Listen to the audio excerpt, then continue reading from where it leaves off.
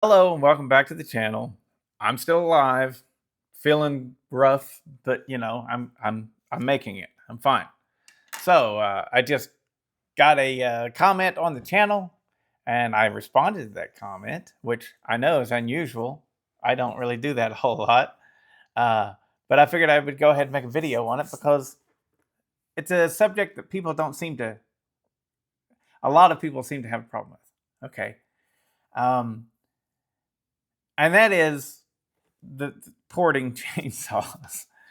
A lot of people are still, I mean, it's 2025, y'all, and you're still confused as to why people are porting chainsaws. You can't understand it. I don't get it. What's the big deal? Why are you doing that? I mean, if the factory wanted it that way, they would have come that way. Well, this one fella, he asked very good. I mean, I thought it was a pretty good question. Uh, Brett McKenzie. Brett, you're up, bro. He says, no one has ever been able to tell me why that if ported chainsaws are so great, why don't they come like that from the factory? Good question, Brett. And here was my reply. And this is, remember, no one's ever been able to tell me. And so I said, well, then, you've been hanging around with a bunch of idiots. It is extremely simple to explain why they don't come ported from the factory. Honestly, I mean, if you can't figure that one out, geez, come on, man. Um, uh, it's because of the masses. Chainsaws are, and every other piece of mass produced machinery are made in mass for the masses. So the companies try hard to make a light, powerful, efficient, quiet, clean burning machine for the masses. They have noise levels that they must stay under, spark arresting guidelines that they must adhere to, and efficiency requirements that they must engineer for. These restrictions are not there for guys like me, right? So we can get more performance than the factory can attain.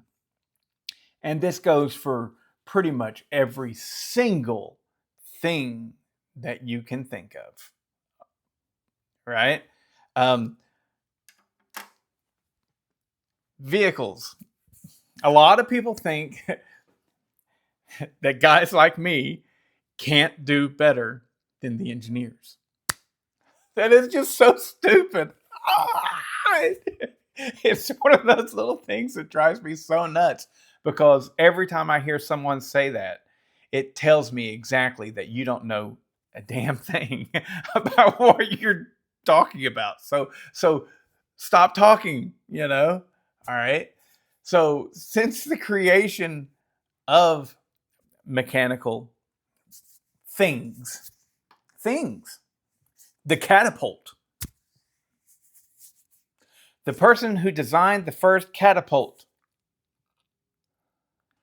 he was an engineer, or she could have been a girl. I don't know. All right, that person was an engineer. They may not have been an engineer by the titles that we have now, but they engineered a machine to launch a stone or a flaming fireball of sticks or whatever, a bucket of hot tar, right? And then somebody saw that and went, I think I can do better. I can make a longer arm. If it has a longer arm, it'll throw farther, right? Put a heavier counterweight, right? You know, since the beginning of mechanized things, we have thought, I can do better. And we do, which is why we are where we are. Oh my God. It just drives me nuts.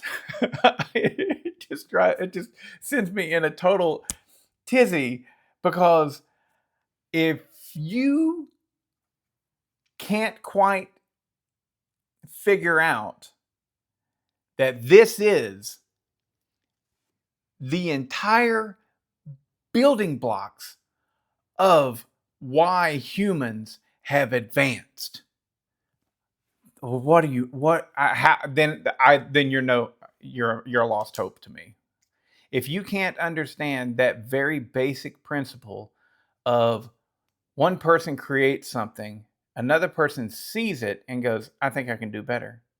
Hell, even the people who the original creator themselves are very rarely satisfied with their creation. They want to make it better. So, every single time we create something, we have goals. Uh, we want to achieve this or whatever, and we try to achieve it. And then we go, you know what? There's room to get better. All right. Um, back in the back in the days, whenever the automobiles was first going, of course they were going, wow, this thing would be faster if I took some of the weight out. Like, I don't have a passenger, so let's remove that passenger seat. And stuff like that really makes a difference. It still to this day, but it really made a difference back then because hell, the cars were only producing like, I don't know, 15 horsepower and so it made a big difference if you could lighten them up. I think the original Model T, like the Model T that we know, kind of thing, like late 20s, so maybe 40 horsepower, maybe. I don't think it was even that high. But anyways, now let's just skip over some stuff because I think I've made my point very clear that we always make things better. This is progress. This is it. This is how we do it. We progress, right? We make something that has taught us things, and then we develop and push it further and go. We progress. So with chainsaws specifically, because this channel is predominantly a chainsaw channel for sure, right? Why aren't they producing them ported from the factory? This little guy right here, whenever an engineer or a team of engineers, definitely a team of engineers, was said, hey, we're going to hand you this project and we want you to come up with a new 50cc chainsaw. They had a list of requirements. I got a nose hair bugging me. They got a list of requirements. We want it to weigh this much. We want it to operate at this temperature. We want it to produce this many emissions. We want it to be this loud. I mean, hell, just the decibels. That's a lot of people just don't even get it. Like, everything is marked. What's the?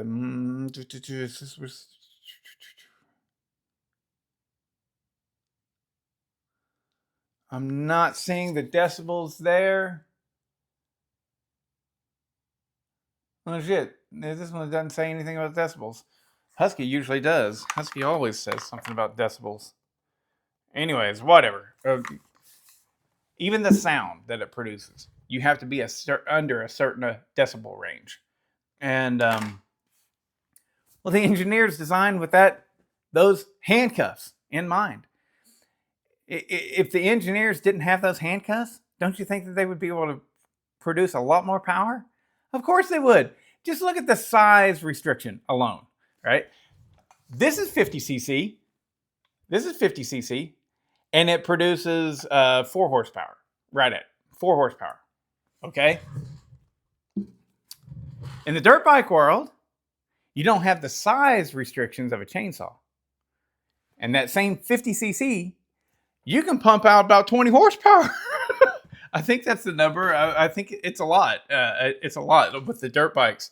I could be wrong. Maybe it's 14 horsepower. Either way, it's like ridiculous. And that's a machine that you can race and ride. You know, it's not going to blow up after 20 seconds. Just want to see what I'm saying? So that's just one restriction gone. Size. You know, you can get a lot more power, you know, if you just have the restriction of size, like the container that it's in. The displacement is still the same. 50cc, 50cc, right? Somebody sent me a message or an email or something talking about his kid riding a KTM 50cc that produced so many X amount of horsepower. I don't know. But so you get what I'm saying. The reason factories are not producing ported chainsaws is because they have rules that they have to work within. That's it. I mean, if you're in school and your teacher says, write on this piece of paper how to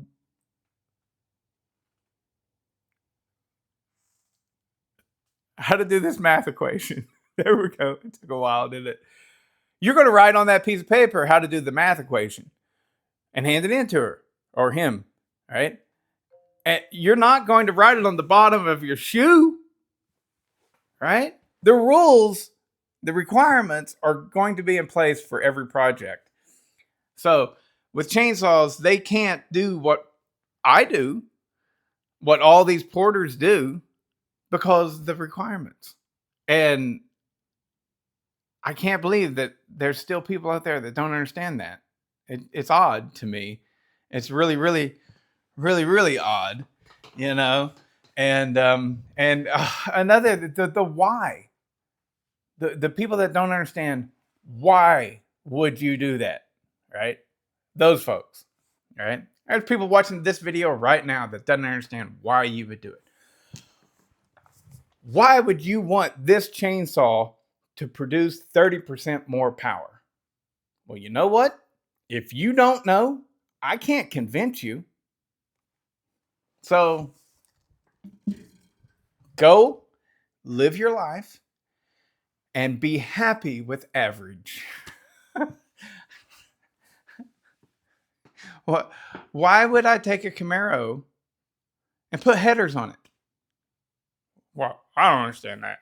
Why would you put headers and an open exhaust system on there? Why would you do that? Because I like it and it produces more power. It's the same thing, but now it sounds better.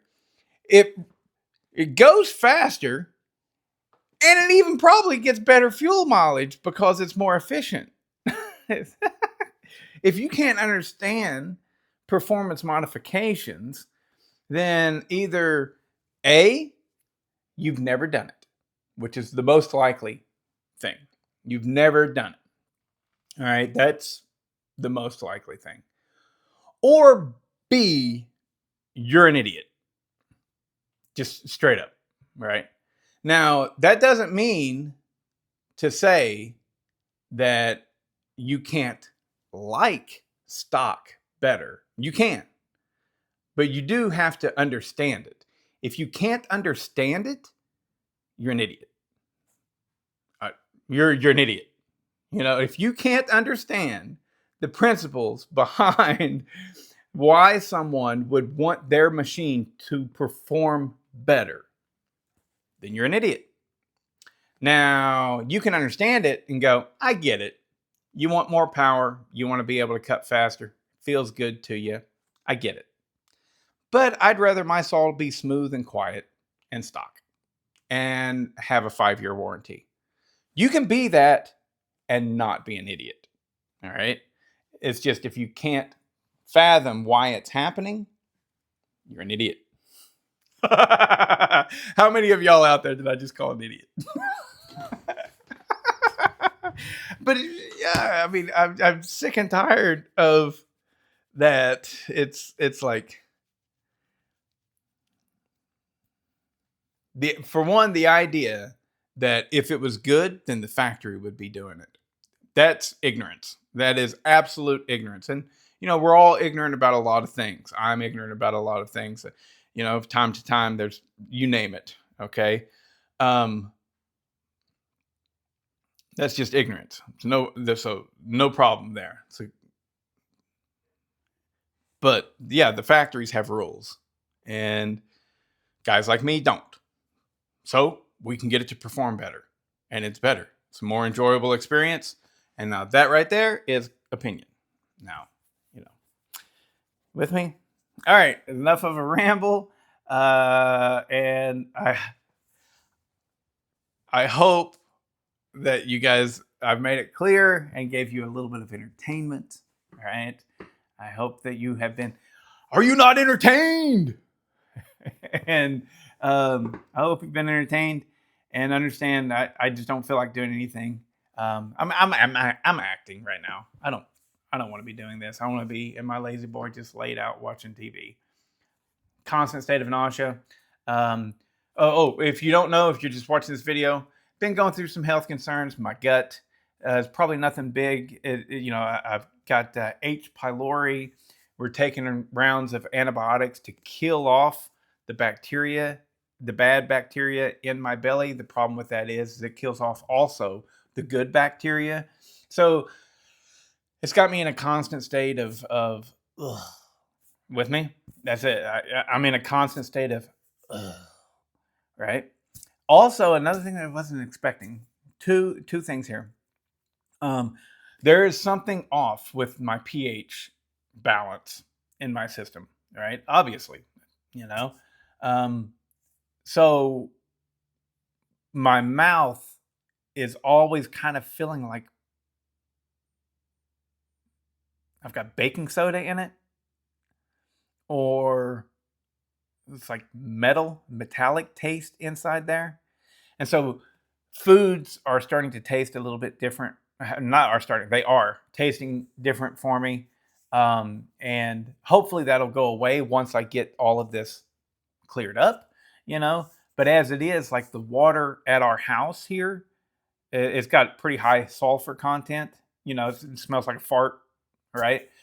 And I almost gagged drinking it now, where before it never bothered me at all. I was like, oh, it's good water. But now I'm like, ugh. And so I'm having to get bottled water, which is a real pain in the ass. But yes, eventually we'll get a good filtration system on the house. But that's going on. Another thing that's going on is I'm like perpetually hungry, and so I eat a lot. I mean, I don't eat a lot, but I'm eating a good bit. But it's going right out. It's like, wow, that's different. So anyways, just a little bit of talk about that right there, because I know a lot of you guys are interested. Some of you have went through this before or something similar. The back, my back, I really screwed it up. I guess about a week ago, something like that. Just lifting up rounds of wood. I should have known when to quit, and I didn't. But oh, it's like, ooh, right, the back. Many of us have done it. I'm not the only one. But I can't take any like Tylenol or anything because I have the gut issues, right? So it's like, so I just got to deal with the pain. And my mother-in-law, which if you follow the channel, you know that she's had some good tinctures, is what she calls them, remedies, herbal medicine in the past. And she's like, put castor oil on it. My God, it works. Castor oil. The only thing I've ever known of castor oil is Lardass from from Stand By Me drank the castor oil and it made him puke on everybody. I knew that they used it as a laxative back in the day. And if you're younger and you don't know what I'm talking about, watch the movie Stand By Me. It's one of the better movies of all time. It was written by Stephen King, and it is excellent. Most excellent. So watch that. And you'll see castor oil. Lardass. It's the character in the movie. Let's see. Lardass.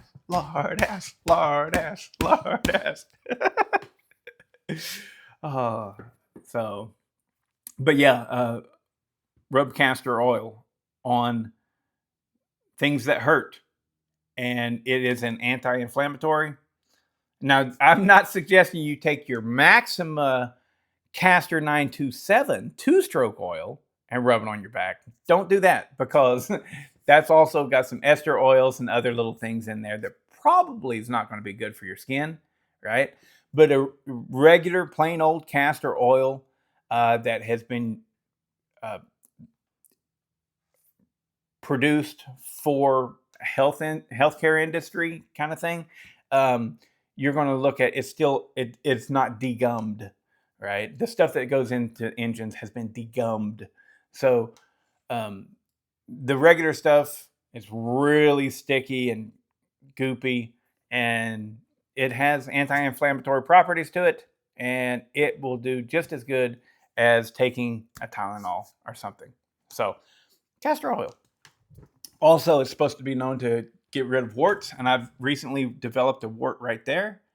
And I know that you can't tell, but man, it is starting to get smaller. I've been putting just a little bit of castor oil on it. And yeah, it's getting smaller and smaller. There you have it. Okay, that's enough for this video. Later.